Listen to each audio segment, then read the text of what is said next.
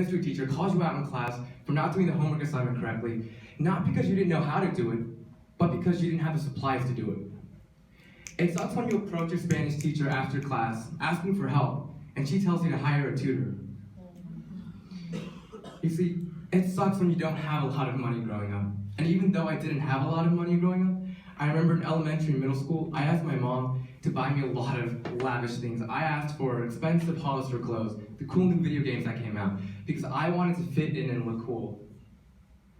Even though she didn't have a lot of money. And I look back and I'm so embarrassed by the number of times that we fought over money. And all the stress I put on her because she had to say no to me so many times. And every no hurt her a lot because she wanted me to be happy. And I'm embarrassed by the thoughts that I've had and the words that I've said to her. I'm embarrassed that I've told her to change her shirt before going out in public because I was scared that we would look poor. I'm embarrassed that when we fight sometimes and I get really frustrated, I call her stupid because, well, not because, but, and I know that she didn't have a college education. I'm embarrassed that I avoid introducing her to my friends because she can't speak English that well, and because she didn't have an education like some of my friends' parents have had.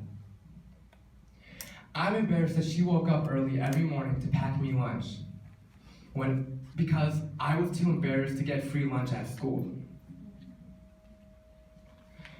You see, I eventually grew up out of this embarrassment and I became more aware of this thing called socioeconomic status. And I realized that it wasn't money that mattered anymore, really. It was about the big things that mattered. It wasn't about the small things like Hollister clothes or video games. It was about what type of home you live in, what type of environment you grew up in.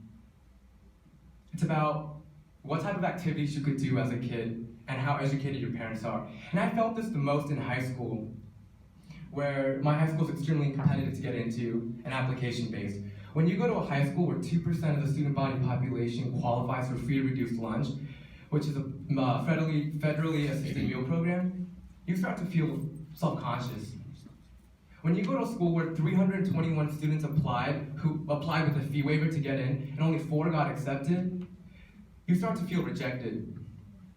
And so I faked my identity and I felt so isolated in high school, and I tried to deny everything throughout my entire time in high school. And I did it pretty damn well, to be honest. I saved up money from summer internships. I saved up money from presents from families and friends so that I could buy nice clothes, so I could join sports teams, and I could do everything else that everyone else did. But once you start to assume someone else's identity and start to fake a life, you start to hate yourself for it. But everything changed in the 12th grade. The turning point was when I received a scholarship called Questbridge, which is for high-achieving low-income students. But it's actually a really funny story because I was so embarrassed about getting this scholarship that on Facebook, when I posted a status, I just said, "I'm happy to announce that I will be a part of UVA's class of 2019.